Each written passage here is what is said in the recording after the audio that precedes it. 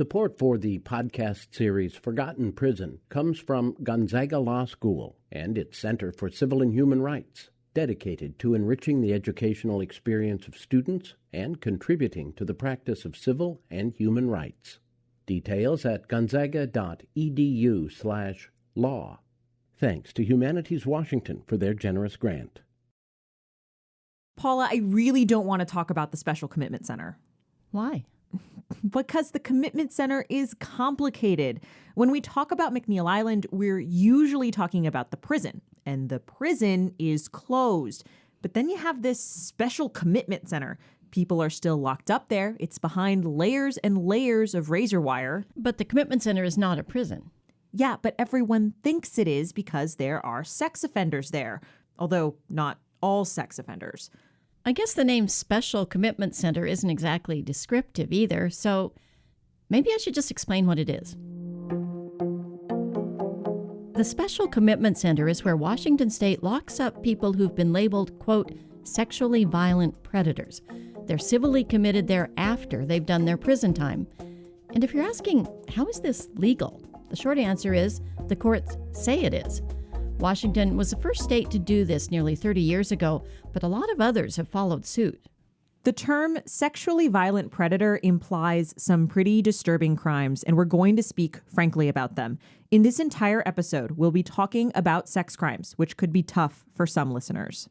And with that, let's head over to McNeil Island.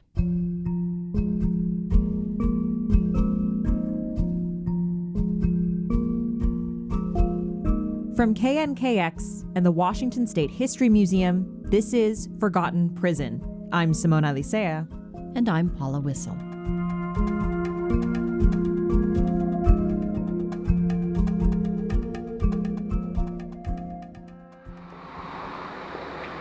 And the bus is indeed waiting. In this podcast, we're trying to explore how and why we lock people up. So, of course, the old prison on McNeil Island and its 136-year history can tell us a lot. But the Commitment Center, known as the SCC, is also part of that history. Even though it's not a prison, its purpose is to put people away in order to keep the community safe. To get to the Commitment Center, we went through a background check, drove about an hour south of Seattle, took the government ferry, and then a bus from the dock. One thing to know is that the Special Commitment Center is actually a few miles away from the old abandoned prison on McNeil Island. Yeah, there is definitely more concertina wire on the SCC than on the old prison. However, you don't have a guard tower with guns. There are other clues that let you know this place is not a prison. The Commitment Center is run by the State Department of Social and Health Services, not the Department of Corrections. And the people here are not called inmates, they're residents. Laura, can I have you introduce yourself? My name is Laura McCollum, and I've been here since 1995 of November. We sat down with resident Laura McCollum in a visiting room inside the Special Commitment Center. But I still meet with a therapist, and I meet with her once a week for like 2 hours. So just do the best I can. I sleep. When we told people we were visiting a resident at the Commitment Center, a lot of them said, "Aren't you scared?" The truth is, Laura and this place all seem sort of ordinary in an institutional way.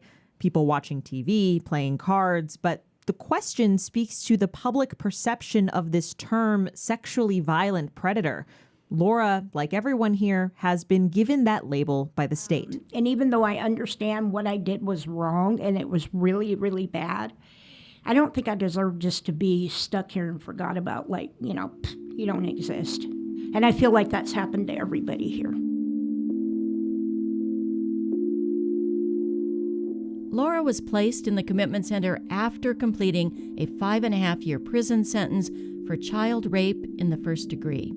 She didn't want to talk about her crime, but according to Pierce County court records, Laura pleaded guilty in 1990 to having oral sex with a 2-year-old girl, a child she often babysat. She later told interviewers she was sexually attracted to very young children and would befriend mothers to gain access to them.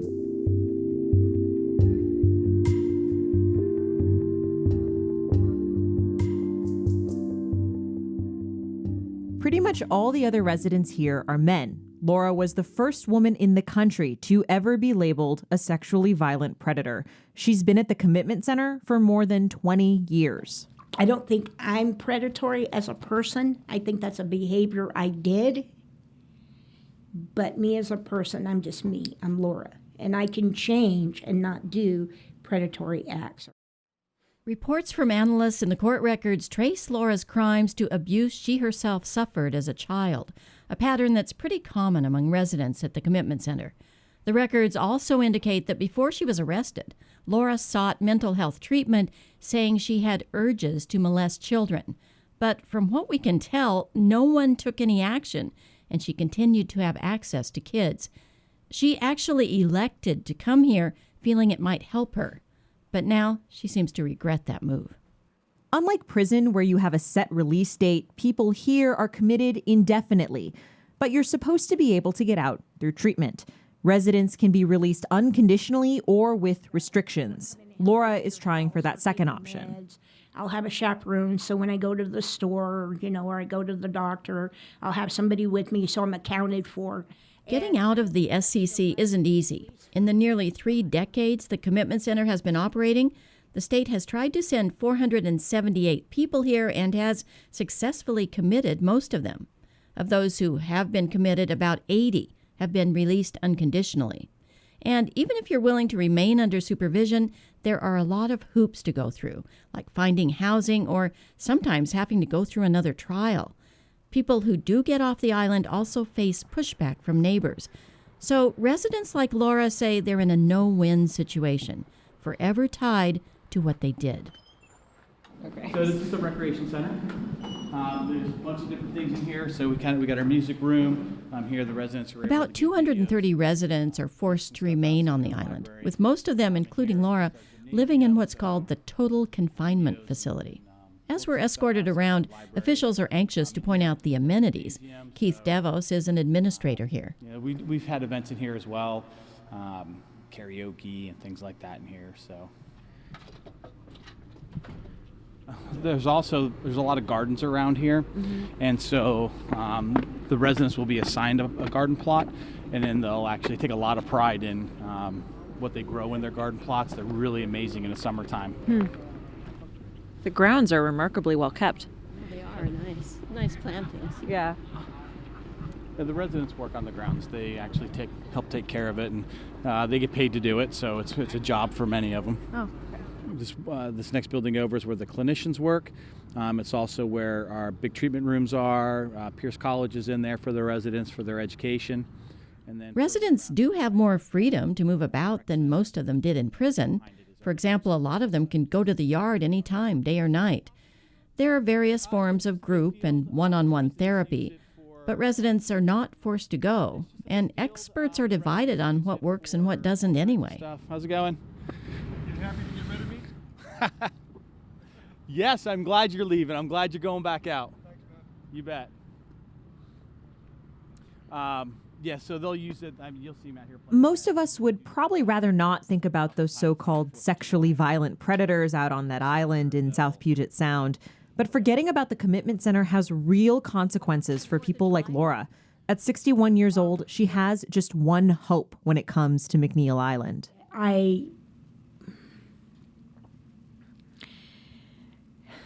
don't want to die in this place.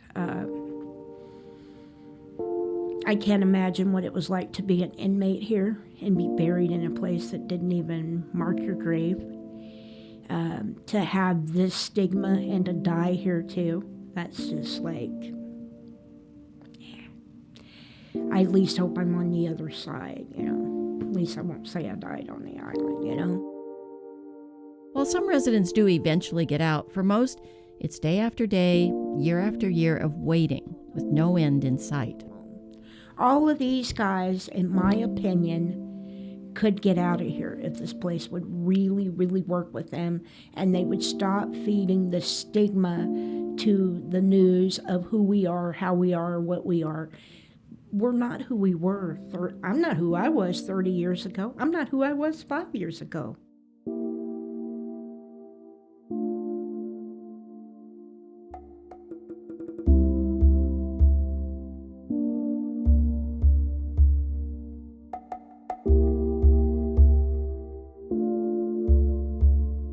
But if Laura ever were to leave the island, one woman in Tacoma says she would be terrified. I don't think that she should be ever let out. I believe, she should be in there for a lifetime. Amber was Laura's victim, the one Laura pleaded guilty to raping when Amber was very, very young. Amber is now 33. We talked to her and her father William in their apartment in Tacoma's Hilltop neighborhood. We're only using their first names to protect their privacy. Amber and William keep close track of Laura. As a victim, Amber gets notified when Laura speaks to the media, which is why she reached out to us. When Laura is trying for release, Amber sends letters to the state explaining why she thinks Laura should never get out of the commitment center. All these years later, she's still afraid of what Laura might do.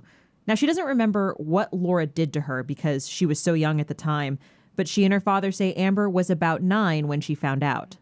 How it happened is I went into my dad's living room and I found these videos and it said Amber 1, Amber 2. And I was like, oh, what is that, And so I popped them in the movie thing and I was on the news.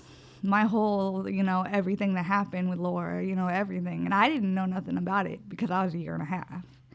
And so after that, she went into therapy. William, who got custody of Amber after the abuse, says Amber acted out and struggled in school for years. So do you really blame Laura for all of this that has happened to you? Yeah. Yep, I do. I don't know. My feeling is we talked about it before you two came today. And I asked Amber, I said, do you really want to put yourself through this, And she goes, yeah. And I asked her, what do you want Laura to know? Or what do you want the world to know or understand?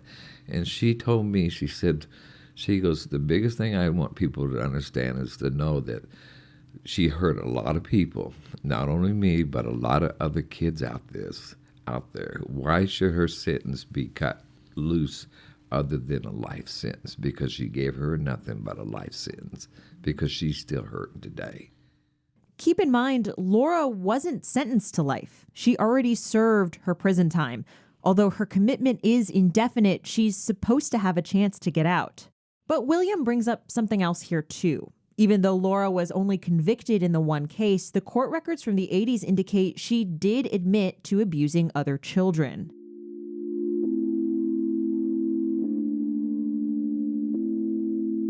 Amber and William have read interviews with Laura over the years, and based on those, Amber says she doesn't believe Laura when she says she's changed. So, Amber, I have a question. Is there any room, do you think, for redemption, forgiveness for someone like Laura, or the other people there? The other people maybe, because I don't know their cases, obviously, but Laura, I know, she's just, she's sick.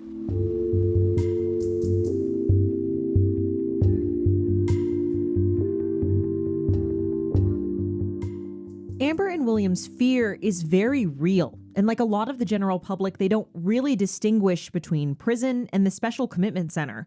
So long as Laura's locked away, they think the state's doing its job.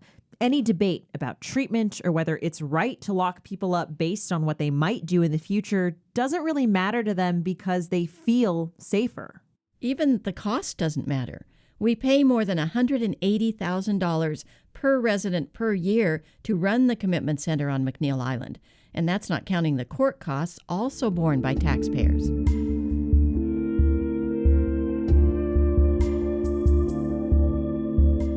A lot of people feel the way Amber and William do. 20 states, the District of Columbia, and the federal government all have some form of this idea of post-prison civil commitment for sex offenders.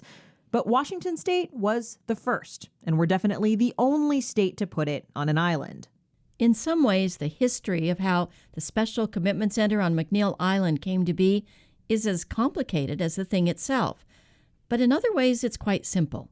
You could even argue that it came down to just one event, the murder of a young woman in Seattle in 1988.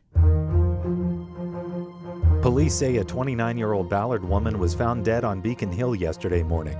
The body of Diane Balashotis was discovered by a... What you're hearing is based on news reports from the time. An autopsy showed Diane Balashotis had been stabbed to death. Her killer also tried to rape her. Authorities soon landed on their prime suspect. A felon who escaped from a work release center in Seattle last month has been arrested. Gene Raymond Kane Jr. had escaped from work release the same night Diane went missing. He was doing time for assaulting 2 women at knife point, and he had been treated in a now defunct program at Western State Hospital for so-called sexual psychopaths. Outrage about the crime began to build, so the headlines just kept coming through the rest of 1988 and into 1989. More than 100 friends and neighbors of Diane Balashotis gathered in Seattle yesterday to call for action on violent crime. Seattle Mayor Charles Royer says he will not permit any more work release programs in the city until... Jury selection began today in the trial. The PI reports the move appears to be an attempt to avoid the death penalty for Gene Raymond Kane Jr. has been convicted of killing 29-year-old Diane Balashotis in Seattle last fall. The Times reports a jury will now have to decide whether Kane should be executed or sentenced to life in prison. In March of 1989, Kane was sentenced to life without parole. He's still locked up at the state penitentiary in Walla Walla. The Balashotis killing appeared to be evidence of a system gone wrong. Diane was a nice white girl from the suburbs, just trying to make it in the city. And somehow the state lets this guy out of their sight when they knew he could have been dangerous. And then you had Diane's mother, Ida. That's what more or less started all this, because I started looking into the whole issue. Ida Balashotis was a force to be reckoned with. This interview is from 2010 when she spoke with prosecutor Dan Satterberg on King County TV. After Diane's death, Ida made it her mission to whip Washington's justice system into shape. And she started with what seemed like obvious failings in how the state handled her daughter's killer. He was classified a sexual psychopath who was in a work release program in downtown Seattle, which didn't make a great deal of sense to me. He could walk around the streets all day long. Which is exactly what he did.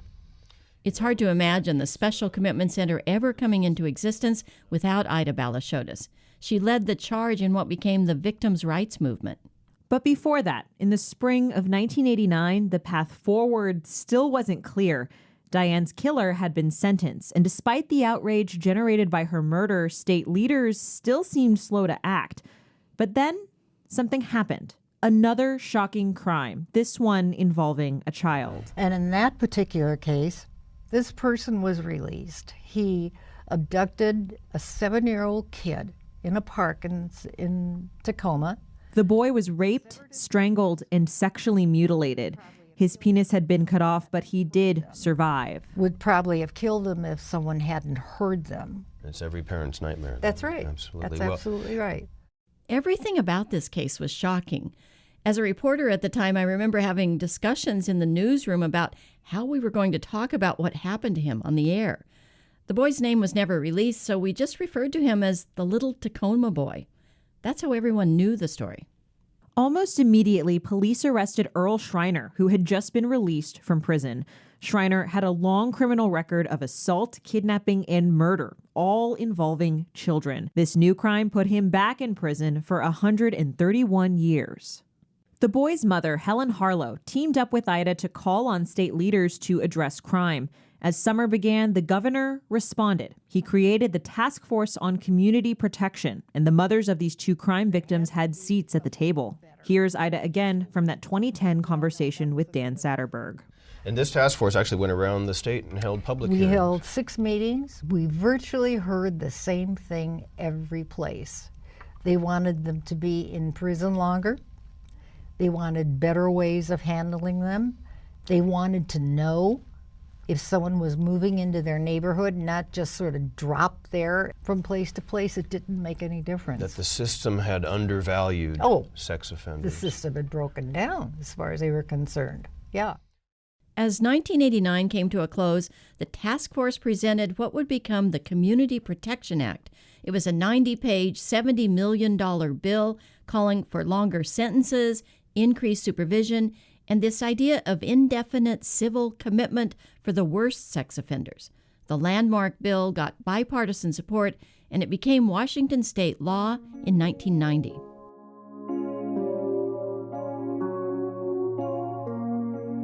The little Tacoma boy grew up learning to snowboard and dabbling as an amateur DJ, but tragically, in 2005, he died in a motorcycle accident at age 23. His name was finally revealed as Ryan Allen Hade. Ida Balashotis went on to get elected and serve 5 terms as a Republican state representative. She died in 2014 at age 78. In a way, the Special Commitment Center on McNeil Island is their legacy.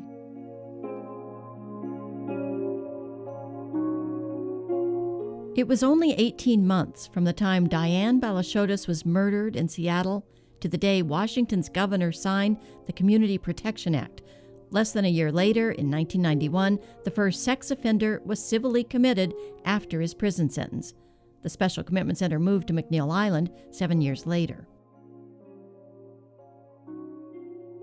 The creation of the Commitment Center was a huge deal, but maybe the most significant part is that it established an entirely new category of criminal, the so-called sexually violent predator.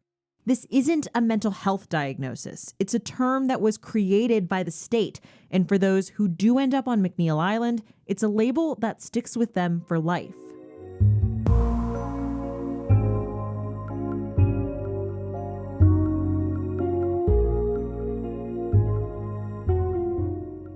Although this new idea of a commitment center for sexually violent predators did have quite a lot of support, it was also immediately clear that this was going to create some legal questions. One case worked its way through the courts and came before the U.S. Supreme Court in 2000. In the oral arguments, you hear the central question that was being raised about the commitment center. Mr. Young has claimed that this statute was being punitively applied and that, in fact, it was punitive in purpose from the very beginning. Does that not mean that he's been subjected to double jeopardy and is entitled to his release? Absolutely. That's an exchange between former Justice John Paul Stevens and Bob Berukowitz, who argued the case against the Special Commitment Center.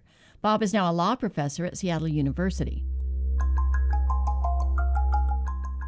In a way, his argument was simple. The Constitution says you can't be punished twice for the same crime, and by locking people up after they've done their time, you are, in effect, punishing them twice. Washington State countered that it's not punishment because it's not prison, it's treatment.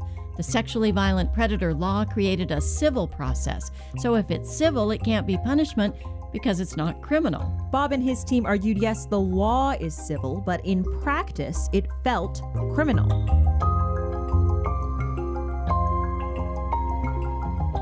But in the end, Bob lost the case. The Supreme Court ruled 8-1 that the Commitment Center is constitutional. But all these years later, he still thinks it's a bad idea. It's really almost incomprehensible that in America we'll lock people up based on this prediction of dangerousness in the future, even though they've been punished. And we have this idea that once you're punished, you should be free to start your life over, but not in cases that involve sexual violence. We're so afraid of it.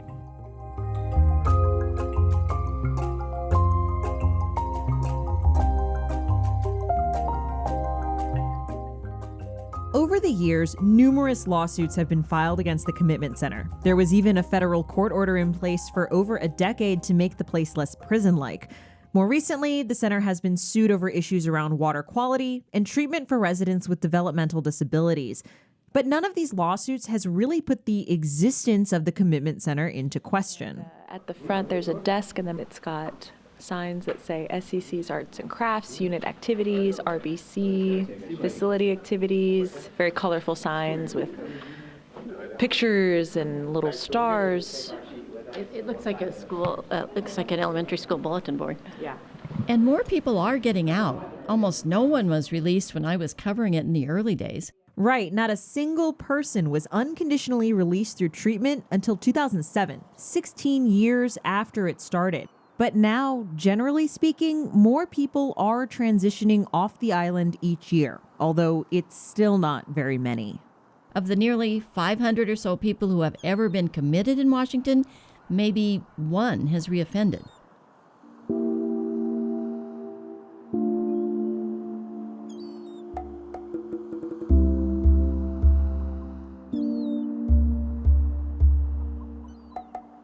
There still are a lot of questions, like How do we know it's keeping us safe? Why are we paying so much?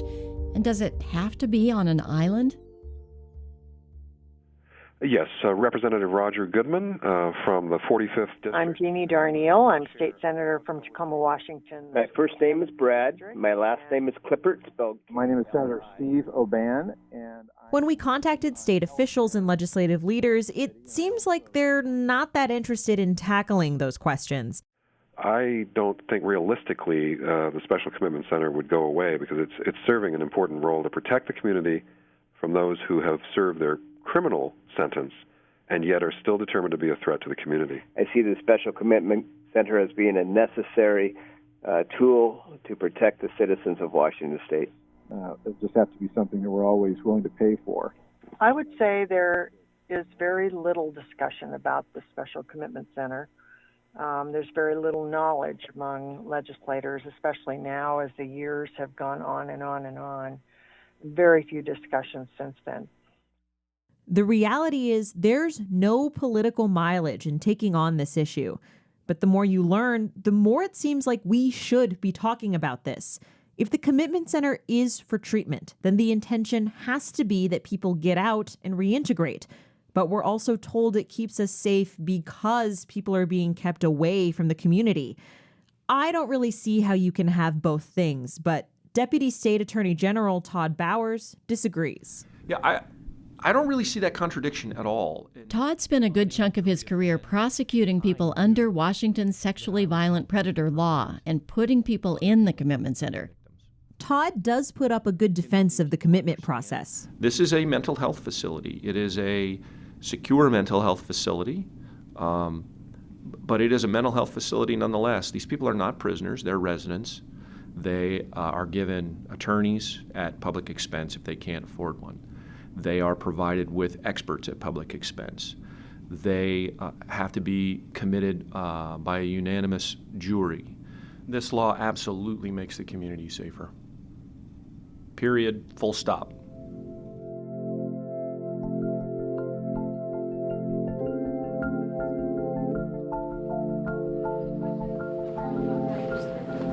We wondered where Laura's room was. But residents of the Special Commitment Center and their advocates question that the law is working. Public Defender Andrew Morrison represents a number of residents here, including Laura McCollum, who you heard from earlier. He was with us on McNeil. And if you asked a prosecutor in this system why they do the work, and then you ask, myself, on one side you'll focus on the acts, and on the other side you'll focus on the humanity. Andrew's not arguing against the idea of treatment or supervision, but he and others think the Commitment Center and the sexually violent predator law fail in their basic mission to transition people back into the community. Because there's such a temptation for it to become a process of warehousing instead, especially when it is an island facility that is easily forgotten about. And I think that is the root challenge in this, is do we really believe what the purpose of the system claims to be, or is that really just a fig leaf over our baser desires of just locking them up and forgetting about them?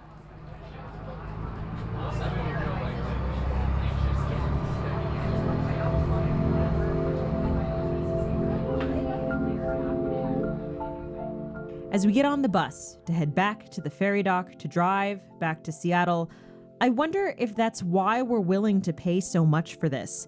The cost of keeping people locked up on an island through an expensive court process, I sometimes think it's not so much about helping people as it is making us feel safe, by making us think the, quote, worst of the worst can't get to us.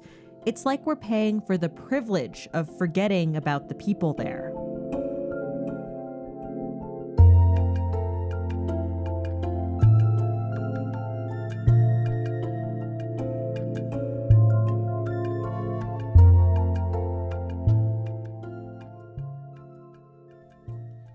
Even though it's not a prison, the Special Commitment Center on McNeil Island is a pretty modern example of how our views of crime and punishment can change how we lock people up. Given the actual prison on the island ran for more than a century, the decaying structures of McNeil can help us go even deeper into how prison has changed. We head back there in episode 3 a forgotten prison.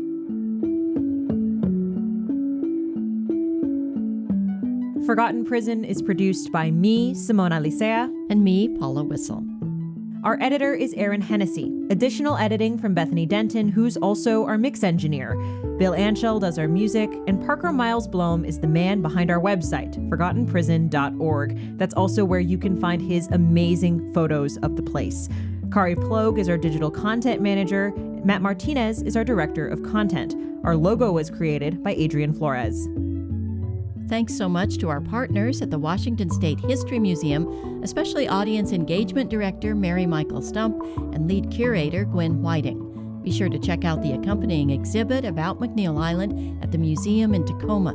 That exhibit runs through May 2019. More details at forgottenprison.org. We also get some financial support from Humanities Washington.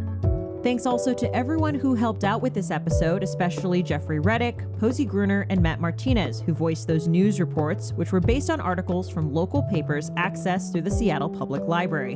And thanks to Chris Wright with the Department of Social and Health Services.